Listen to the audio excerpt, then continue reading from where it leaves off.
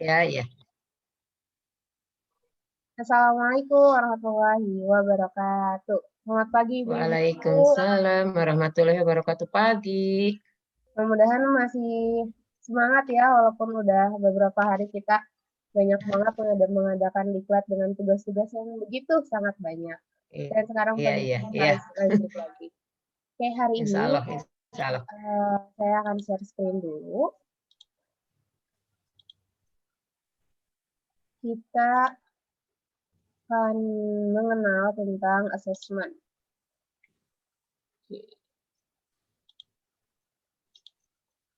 Nah, ini dia assessment. Terlihat ya? Sudah terlihat gambarnya? Iya, iya. Assessment tuh kan pasti udah kenal ya ibu-ibu assessment itu yang kayak gimana. Tapi sebelum lebih lanjut saya mau nanya dulu nih sama ibu. Kira-kira menurut ibu-ibu assessment itu apa ya? Secara sederhana. Asesmen itu adalah penilaian secara sederhana. Penilaian, oke. Jadi memang nggak jauh beda ya, assessment itu nggak akan jauh dari penilaian dari kegiatan pengukuran kita. Nah, sekarang kalau misalnya kegiatan penilaian di sekolah ibu itu kayak gimana sih? Pasti kan penilaian setiap sekolah, setiap guru, setiap kelas pasti beda gitu. Nah, kalau dari Ya. ibu-ibu mungkin bisa cerita sedikit. Kalau di saya penilaian secara apa yang kemarin itu formatif dan sumatif ya. Oke. Yang Nah, formatif itu yang dilaksanakannya di dalam pembelajaran ya, kalau sumatif setelah akhir pelajaran gitu. iya. Nah, memang kebanyakan kegiatan penilaian itu hanya di sumatif dan di formatifnya aja. Sedangkan sebenarnya kita juga butuh nih penilaian atau asesmen yang diagnostiknya untuk memperkirakan, memprediksi kira-kira anak ini butuhnya atau kemampuannya di awal itu sudah sampai mana supaya pembelajaran ke depannya kita bisa merancang dengan lebih baik. Nah, salah satu atau contoh yang tadi saya sebutkan asesmen itu adalah disebutnya sebagai asesmen diagnostik. Tujuannya atau konsepnya kita lihat di sini. Nah, konsepnya lihat ibu-ibu apa? Kehalangan, kayaknya kehalangan ya. Oke. Asesmen diagnostik ini nantinya sebuah kegiatan sama nih, kegiatan penilaian juga, tapi tujuannya untuk memprediksi kemampuan siswa supaya ibu-ibu bisa buat modul ajar atau RPP yang nantinya kegiatannya pun disesuaikan dengan kemampuan siswanya. Jadi semuanya bisa belajar, semuanya tidak ada yang merasa tertinggal. Gitu. Di sini ada beberapa kata kunci yang udah saya kasih warna yang berbeda. Ada memprediksi, kemudian dia sesuai dengan kemampuan siswanya. Oke, kita lanjut yang kedua. Di asesmen diagnostik pun ternyata ada jenis-jenisnya. Ada yang non-kognitif, ada juga yang kognitif. Kalau yang kognitif itu dia berkaitan dengan emosi, dengan sikap, dengan karakter anaknya, kemudian di luar penilaian pembelajaran mata pelajaran secara pengetahuannya. Biasanya kalau yang non kognitif itu cara kita menilainya bisa lewat dengan cerita-cerita ringan, kemudian dianya curhat ke kita itu bisa. Kemudian atau misalnya kita juga nih kalau untuk di kelas tinggi kita bisa minta anaknya untuk menulis sebuah jurnal hari ini kalau mereka perasaannya gimana sih hari ini mereka apa sih yang mereka mau atau kedepannya apa yang mereka mau apa yang bikin mereka susah. Nah itu bisa untuk jadi penilaian kognitif. Kemudian kalau untuk yang di kelas rendah, kita bisa pakai gambar-gambar hati atau gambar wajah yang sedang tersenyum, sedih, dan lain sebagainya. Atau juga bisa dengan menggambar. Kalau untuk anak kelas rendah kan ya mereka masih senang gambar ya.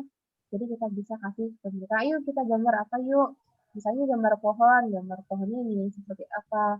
Nanti kita bisa kasih warna. Kalau misalnya kalian senang, kasih pohonnya dikasih warna yang cerah ya. Tapi kalau kalian sedih, kita kasih pohonnya warnanya yang lebih gelap. Bisa kayak gitu.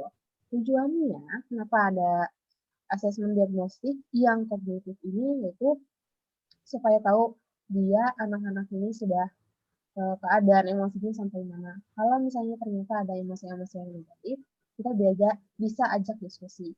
Nah, salah satu tipsnya ketika kita menemukan emosi yang negatif ini ke anak, jangan langsung kita memberikan arahan lewat ucapan sambil memegang gitu. Jadinya jangan dua-duanya dengan fisik iya, kemudian dengan verbalnya iya, tapi pilih salah satu ketika anaknya memang sudah dalam kondisi yang dia nggak stabil gitu. Kalau misalnya dia sudah mulai stabil, kita bisa menggunakan dua-duanya. Karena kalau anaknya sedang tidak stabil, kemudian kita pakai verbal dan kita pakai fisik secara langsung, itu anak akan merasa dia diserang. Nah, nanti kalau misalnya ternyata dari asesmen si kognitif ini anak punya beberapa trouble yang harus diselesaikan, itu bisa kita berkomunikasi juga nih dengan orang tua apa tindakan yang harus dilakukan terus selanjutnya. Kemudian yang kedua, tadi asesmen non-kognitif, kalau sekarang yang kognitif. Kalau yang kognitif ini lebih ke pengetahuannya supaya kita tahu anaknya ini sampai mana dan nantinya kita bisa bikin tujuan pembelajaran atau alur tujuan pembelajaran itu sesuai kelasnya. Jadi nanti udah kita kasih tes di awal, kita assessment di awal, nanti kita bagi kelasnya. Kelas yang siswanya sudah mencapai rata-rata, siswa yang di bawah rata-rata, dan siswa yang di atas rata-rata. Kalau misalnya siswa yang di bawah rata-rata, nanti kita kasih pendampingan. Kemudian kalau yang siswanya di atas rata-rata, kita kasih pengembangan. Sekarang tadi sudah jenis-jenis. Sekarang kita mencoba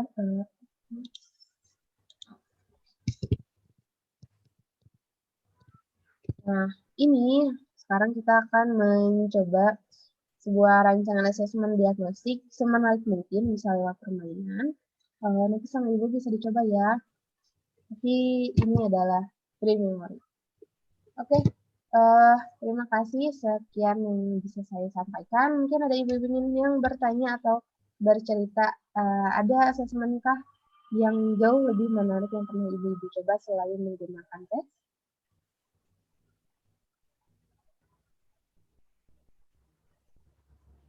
Kalau ini, Bu Tias, ini saya tanya, kalau asesmen antar teman itu masuknya di mana gitu? Asesmen antar teman bisa masuk ke non-kognitif. Terima kasih. Iya, sama-sama Ibu. Ada lagi yang ingin bertanya?